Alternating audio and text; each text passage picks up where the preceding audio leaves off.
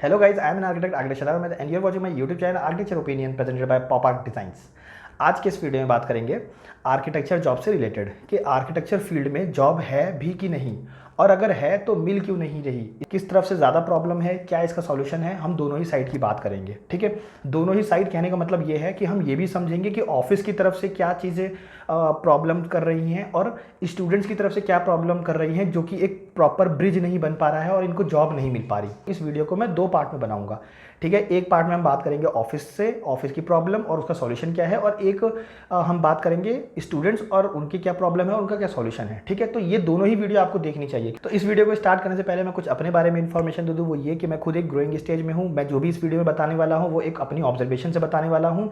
मैंने ऑलमोस्ट 20 से 22 फॉर्म्स में अप्लाई किए थे, जहाँ में से आप ये मान के चलो कि 8 में से मेरे को कन्फर्मेशन आ रखा है, मतलब कन्फर्मेशन लेटर जो है मेरे पास है। ठीक है, मतलब 8 लोग की जॉब तो मेरे पास अकेले के पास है। ठीक है, तो ये सारे ही एक्सपीरियंस मैं आपसे शेयर करूंगा और इन्हीं पे जो मैंने ऑब्जर्व किया है ना वही आपसे शेयर करने की कोशिश करूंगा इस वीडियो में, क्योंकि मेरे लिए कोई बैड एक्सपीरियंस नहीं रहा है। ठीक है, तो लेकिन मैं आपको बताता हूँ कि एग्जैक्टली में हो क्या रहा है। तो इस वीडियो में हम बात कर रहे हैं ऑफिस की। तो सबसे पहले बात करते हैं कि ऑफिस का प्रॉब्लम क्या है। देखो, 2 सिनारियो मान के चलो ऑफिस के साथ। एक मान के चलते हैं कि जो अभी ऑफिस है जो स्टार्टअप हुआ है, स्टार्टअप मतलब मान लो कि 1 से 5 साल का उनके पास एक्सपीरियंस है, 5 साल 7 साल। ठीक है, ये मैं अपने अकॉर्डिंग बता रहा हूँ कि चलो 5 से 7 साल ले लेते हैं, इससे कोई कैटेगराइजेशन नहीं है। ठीक है ना, तो आप एक बार मान के चलो कि 1 से 7 साल या 5 साल आप मान लो कि एक ये एक्सपीरियंस के ऑफिस है, और एक है जो 15 साल से ऊपर या 10 साल से ऊपर या 5 या 6 साल से ऊपर के जो एक्सपीरियंस है। ठीक है, तो ये कैटेगरी में हम इन 2 कैटेगरी में रख लेते हैं ऑफिस को। अब इन दोनों के ही प्रॉब्लम की बात करते हैं और कैसे इसमें आपको अपनी जॉब लगवानी है उसकी बात करते हैं। तो देखो, जो अभी मतलब अभी जिन्होंने अपना स्टार्टअप किया है, जो अभी एक्सपीरियंस ले रहे हैं, जो मार्केट में भी सर्वाइव करना सीख रहे हैं, उनके साथ प्रॉब्लम ये है। लेट्स टेक एन एग्जांपल कि मैंने अपना फर्म ओपन किया। ठीक है, मैंने अपना एक फर्म ओपन किया, मेरे पास 10 प्रोजेक्ट्स हैं और मैंने क्या किया कि 4 स्टाफ्स को रख लिया। मतलब मैं एक प्रिंसिपल आर्किटेक्ट हो गया और मेरे 4 स्टाफ्स हो गए। ठीक है, अब क्योंकि मेरे को हमेशा कुछ ना कुछ क्या है कि कभी उनको अपडेट देना है, उनको रिवाइज लेना है, क्लाइंट से पैसे लेने हैं, हर चीज़ों की थोड़ी हेक्टिक, मतलब एक चलो ठीक है थोड़ी सी स्मूथ चल रही है। लेकिन अब क्या होता है, मान लो कि नेक्स्ट मंथ आया, नेक्स्ट मंथ में मेरे पास एक और प्रोजेक्ट आ गया। अब कितने हो गए? 11 प्रोजेक्ट। फिर नेक्स्ट मंथ एक और प्रोजेक्ट आ गया, अब कितने हो गए? 12 प्रोजेक्ट। फिर नेक्स्ट मंथ एक और प्रोजेक्ट आ गया, अब कितने हो गए? 13 प्रोजेक्ट। ठीक है, तो ये मान लो एक रेशियो ले लेते हैं कि एक थोड़े से प्रोजेक्ट बढ़ते जा रहे हैं। मतलब मैं ये बताना चाह रहा हूँ कि वर्कलोड थोड़ा थोड़ा बढ़ता जा रहा है। लेकिन मैं एज ए प्रिंसिपल आर्किटेक्ट मेरे को बार बार ये लगेगा कि वो जो 4 जो स्टाफ है ना यार, वो काम थोड़ा स्लो कर रहे हैं। बल्कि 10 प्रोजेक्ट तक काफ़ी एफिशिएंटली था, मतलब हमारा जो ऑफिस था वो काफ़ी सफिशिएंट था इन 10 प्रोजेक्ट को करने के लिए। लेकिन मेरे माइंड को ये आंसर नहीं मिल पाता कि शायद से मुझे अब स्टाफ्स को बढ़ाना चाहिए, क्योंकि मैं खुद अभी एक ग्रोइंग स्टेज में हूँ। मैंने खुद अभी अपना फर्म ओपन किया है, मैं अभी खुद 3 साल एक्सपीरियंस ही हूँ, मतलब इस फर्म को ओपन करके। तो मेरा कोई स्ट्रक्चर नहीं है, मेरे ऑफिस का कोई स्ट्रक्चर नहीं है। मुझे नहीं पता कब वैकेंसी खोलनी होती है, मुझे नहीं पता कि कब स्टाफ की रिक्वायरमेंट होती है। मैं तो खुद सर्वाइव करना सीख रहा हूँ। ठीक है, हाँ मैं मानता हूँ कि मैंने 4 स्टाफ्स को रख लिया, लेकिन मुझे कौन बताएगा कि 5वां स्टाफ भी मुझे अब रखना चाहिए या 6ठा स्टाफ कब रखूँ, कौन से टाइमलाइन के बाद रखूँ, वो नहीं पता चलता। ठीक है, तो होता क्या है कि हमारा वर्कलोड बढ़ता चला जाता है और हम बार बार सोचते हैं कि वो लोग हमसे काम नहीं कर पा रहे। तो यहाँ पर इशू क्या होता है, यहाँ पर ये इशू होता है कि कई बार ऐसा होता है हमारे साथ, अगर आप कभी अपने से नोटिस करोगे कि बहुत बार ना आपको अपने बैग में टिफिन बॉक्स देख के याद आता है, अरे यार आज तो मैंने खाना नहीं खाया। ठीक है, वैसे ही सेम उनके साथ होता है कि वो अपनी इस प्रॉब्लम के साथ मतलब खुद जूझ रहे होते हैं। आप ये कहोगे खुद फ्रस्ट्रेशन में होते हैं, फ्रस्ट्रेटेड होते हैं इन सब सिचुएशन को लेके। और मान लो कि वो अपना एक मेल चेक कर रहे हैं। ठीक है, मेल चेक कर रहे हैं और वहाँ पे एक पर्सन का मेल आ जाए, कोई एक जॉब सीकर का, मान लो कि मेरा एक मेल आ जाए जहाँ पे कि मैंने बहुत अच्छे से अप्रोच कर रखा हो। ठीक है, कि सर मुझे जो है ना आपके फर्म में चाहिए, मैंने आपके फर्म के बारे में काफ़ी रीड आउट किया है, मुझे आपके फर्म के प्रोजेक्ट्स काफ़ी अच्छे लगे। ठीक है, उसके बाद आप उनके लिए एक पर्सनलाइज एक पोर्टफोलियो बना के दे रहे हो और एक रिज्यूमे बना के दे रहे हो। तो अचानक ही ना उसके माइंड में ये आंसर आएगा कि अरे यार मुझे शायद से ना एक स्टाफ रख लेना चाहिए, क्योंकि उसने एक अच्छा पोर्टफोलियो देखा, वो उसको रिलेट लगा, तो उसको अचानक याद आएगा कि यार मुझे एक स्टाफ रख लेना चाहिए। और क्योंकि अभी आपका पोर्टफोलियो आया ही है, तो गेस व्हाट, वो आपको रिप्लाई करेगा। वो आपको रिप्लाई करके कहेगा कि okay do one thing, come to my office tomorrow at sharp 11 AM। ठीक है, और एक इंटरव्यू लेते हैं और उसके बाद मैं आपको रख लूँगा। तो अचानक ही उसको अपनी प्रॉब्लम्स का आंसर मिल जाता है। क्योंकि होता यह है कि मैंने खुद ऑब्जर्व किया है ये चीज़ कि उनको नहीं पता, मान लो 12 प्रोजेक्ट 13 प्रोजेक्ट, कितने प्रोजेक्ट के बाद उनको ये समझ में आएगा कि उनको 5वां स्टाफ रखना चाहिए। ऐसा कोई टाइमलाइन तो है नहीं, ठीक है। अगर हम एक टाइमलाइन मान के चले तो हम ये मान लेते चलो ठीक है 10 प्रोजेक्ट के लिए उसने 4 स्टाफ रखे थे। उनको ये नहीं समझ में आता है कि हाँ मुझे स्टाफ कौन कौन से टाइम पर बढ़ाना चाहिए, वैकेंसी कब ओपन करनी चाहिए, क्योंकि वो सर्वाइव करना सीख रहा है। तो यहाँ पर आप ही उसको सॉल्यूशन दे सकते हो एक अच्छा पोर्टफोलियो सेंड करके। अब होता क्या है, स्टूडेंट्स क्या गलती करते हैं, एक जनरल इंफॉर्मेशन देते हैं, मतलब कि एक जनरल पोर्टफोलियो, एक जनरल रिज्यूमे, एक जनरल कवर लेटर के साथ उनको सेंड करते हैं। और जब वो पढ़ते हैं तो उनका और मूड फ्रस्ट्रेट हो जाता है। वो ऐसा होता है अरे यार वैसे ही इस प्रॉब्लम से नहीं निकल पा रहा हूँ, ये अलग से मेल आए जा रहे हैं जॉब के लिए, ठीक है। तो या तो वो डिलीट कर देगा या वो देखेगा ही नहीं या वो अपने काम की तरफ स्विच करेगा। टू बी वेरी ऑनेस्ट, मैंने ये चीज़ें ऑब्जर्व की हैं, मैंने देखी है फील्ड में उतर के, ठीक है। ऐसा होता है, उनको नहीं समझ में आता कि कब करना है। तो अगर आपका एक अच्छा पोर्टफोलियो एक राइट टाइम पर एक क्लिक हो जाता है उनको, तो उनको उनकी प्रॉब्लम का भी सॉल्यूशन मिल जाता है और आपको आपकी प्रॉब्लम का सॉल्यूशन मिल जाता है, ठीक है। तो यहाँ पर आता है सबसे बड़ा रोल प्ले करता है आपका पोर्टफोलियो, आपका कवर लेटर, क्योंकि कवर लेटर अच्छा नहीं होगा तो वो पढ़ के पोर्टफोलियो ओपन नहीं करेगा।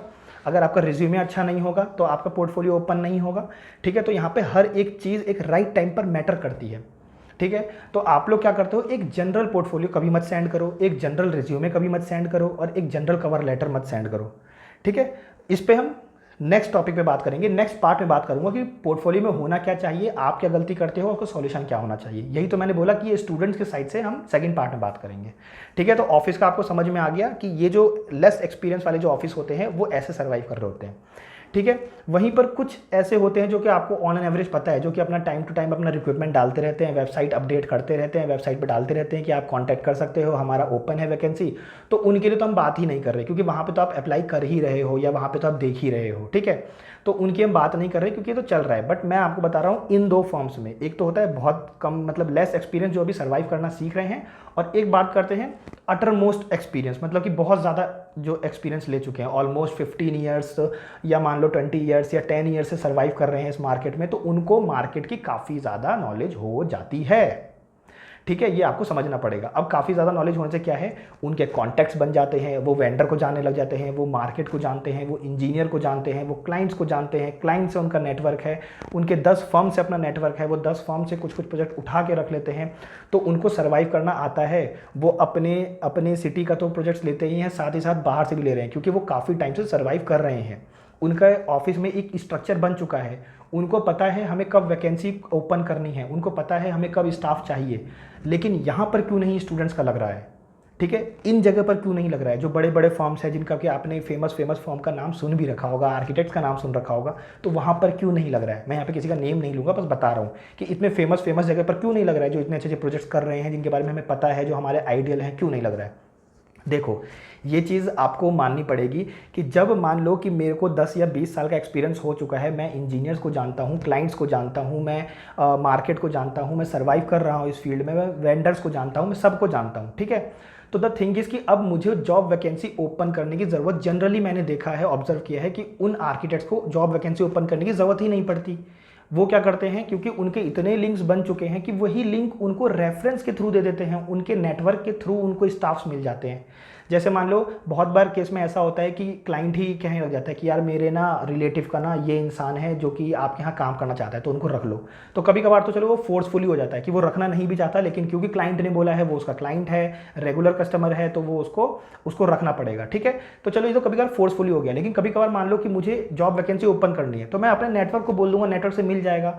मैं क्यों अपना एक दिन दूँ जॉब मतलब वेबसाइट को अपडेट करने के लिए, मैं क्यों अपना एक दिन दूँ एक HR को रखने के लिए जो कि आपको सॉर्टेड करे। मान लो 20 लोग का पोर्टफोलियो आया तो उसमें से फिर छाने कौन सा है, मतलब उसमें से फिर फिल्टर करे कि कौन सा पोर्टफोलियो अच्छा है। It's better. और अगर मान लो आपने इन फर्म में अप्लाई किया भी, ठीक है, अब मान लो आपने अप्लाई किया और एक इंसान है जिसको जो रेफरेंस के थ्रू आया, ठीक है, तो वो आर्किटेक्चर फर्म किसको लेगा, रेफरेंस के थ्रू। क्यों, पहली बात तो क्या तो फोर्सफुली आया है, ठीक है, अगर फोर्सफुली नहीं आया तो उसको लेना पड़ेगा, क्योंकि वो रिलायबल सोर्स है, वो रिलायबल सोर्स है एज कंपेयर टू यू, क्योंकि आप एक रैंडम इंसान हो रैंडम फर्म में अप्लाई करने के लिए, ठीक है, तो यहाँ पर आपको ये चीज़ समझनी पड़ेगी, सिनारियो दोनों समझने पड़ेंगे। बाकी मैं उन फॉर्म्स की बात नहीं कर रहा जो टाइम टू टाइम चलते रहते हैं, जिनका तो हमें पता है, ठीक है, जो एक फॉर्म है जो चल रहे हैं, जो इस टाइप से अच्छे अपडेट्स करते रहते हैं, उनकी बात नहीं कर रहा मैं। बात कर रहा हूँ बहुत एक अभी सर्वाइव करने वाले की या बहुत एक्सपीरियंस्ड वन की, तो वो इस टाइप से होता है। बाकी कुछ एक्सपीरियंस्ड फॉर्म ऐसे भी होते हैं जो कि ठीक है अपडेट करते रहते हैं, कुछ एक्सपीरियंस फॉर्म, तो मैं हर टाइप की बात नहीं कर रहा, मैं बस बात कर रहा हूँ बहुत ज़्यादा की और इसकी, ठीक है। तो प्लीज़ आप ऐसे नहीं, बस आपको ये समझना है कि इन दो फॉर्म में जाना कैसे है। इस वाले फॉर्म में आपको जाना है जो लेस एक्सपीरियंस है, जो सर्वाइव करना जानता है, जो अभी नया नया स्टार्टअप हुआ है, उसमें आपको जाना है एक राइट टाइम पे, उनको एक अच्छा पोर्टफोलियो देना है। आपको राइट टाइम का तो नहीं पता कि राइट टाइम कब आने वाला है, ठीक है, बस आपको ये करना है कि उनको एक अच्छा पोर्टफोलियो, उनके लिए पर्सनलाइज, उनके ऑफिस के पर्सनलाइज एक पोर्टफोलियो आपको देना पड़ेगा, ठीक है। या फिर अगर आपको इधर जाना है तब आपको रेफरेंस लेना पड़ेगा या अपने नेटवर्क बिल्ड करना पड़ेगा। अगर आपने कॉलेज में अपना नेटवर्क बिल्ड किया है, ठीक है, तो आप अपनी फैकल्टी से हेल्प ले सकते हो, आप अपने सीनियर से ले सकते हो, क्योंकि उन सीनियर ने कभी इस फॉर्म में लिया होगा, अपने लिंक को लगा के, अपने रेफरेंस को लगा के इस फॉर्म में कभी गए होंगे वो, ठीक है, तो आप उनका रेफरेंस लगा के इधर जा सकते हो। अगर आप कॉलेज से निकल चुके हो, 1-2 साल एक्सपीरियंस हो चुके हो, तो आप अपने कलीग से या अपने प्रिंसिपल आर्किटेक्ट से इनका रेफरेंस लगवा सकते हो, ठीक है। तो इस फॉर्म में जनरली देखा गया है कि आप रेफरेंस के थ्रू जाते हो, और इस फॉर्म में जनरली देखा गया है कि आपको एक अच्छे पोर्टफोलियो के थ्रू ही मिलता है, जो कि उनको रिलेटेबल लगे, उनके प्रॉब्लम्स को सॉल्व कर रहा हो, ठीक है। आई होप गाइस कि मैंने दोनों ही तरीके के देने की बात की होगी। एंड गाइस मैं इस वीडियो में ये नहीं बता रहा कि गलत क्या है सही क्या है, मैं बस आपको ये बता रहा हूँ कि ये मैंने ऑब्जर्व किया है। मैं आपको ये बता रहा हूँ कि अगर आप ऐसा देख पा रहे हो, रिलेट कर पा रहे हो, तो आपको ये आंसर चाहिए होगा, ठीक है। अब फर्स्ट वाली की जो बात है कि एक अच्छा पोर्टफोलियो कैसे भेजें, या इनको भी एक अच्छा पोर्टफोलियो तो भेजना ही पड़ेगा, ठीक है, क्योंकि रेफरेंस के थ्रू भी एक पोर्टफोलियो भेजना पड़ता है। तो एक अच्छा पोर्टफोलियो में क्या क्या आप गलती करते हो, जो कि मैंने मेरे ऑफिस में देखा है। जब हम मतलब हमारे ऑफिस वाले जब हायरिंग कर रहे होते हैं ना, तो हम लोग देखते हैं कि क्या क्या मेजर मिस्टेक है, जिससे देख के हमारा खुद का ऐसा होता है कि अरे यार क्या भेजते हैं बच्चे आजकल के, ठीक है। तो उस वीडियो में मैं वो डिस्कस करूंगा कि स्टूडेंट्स के साइड से क्या दिक्कत नहीं होनी चाहिए। ये तो मैंने इस वीडियो में बात की ऑफिस के साइड से, और आपको कैसे मैचअप करना है, ठीक है। तो आई होप कि आपको इस साइड वाला ब्रिज समझ में आ गया होगा। अब इस साइड वाले ब्रिज, स्टूडेंट के साइड वाले ब्रिज को कनेक्ट करने की कोशिश करेंगे, फिर लिंक करेंगे, सॉल्यूशन उसमें भी दूंगा, इसमें आई होप कि मैंने दे दिया होगा। एंड गाइज आई होप कि आपको ये वीडियो अच्छी लगी होगी। एंड गाइज अगर आपको अच्छी लगे तो प्लीज गाइज इस वीडियो को लाइक एंड सब्सक्राइब जरूर कीजिएगा। पार्ट 2 भी बहुत जल्दी आ जाएगा स्टूडेंट्स के पोर्टफोलियो और रिज्यूमो को लेकर और कवर लेटर को लेकर। गाइज उस वीडियो को जरूर से देखिएगा। And the last thing is कि मैंने इस पर ऑलरेडी 3 वीडियो बना रखी है कि कौन कौन से आर्किटेक्चर फॉर्म होते हैं, क्योंकि आपको एक पर्टिकुलर आर्किटेक्चर फॉर्म में अप्लाई करना होता है, कैसे सर्च करते हैं उस पर भी वीडियो बना रखी है, और क्या क्या लिख के सेंड करना होता है वो भी बना रखी है। तो गाइज उस वीडियो को भी जरूर से जाके चेकआउट कर लीजिएगा। Thank you.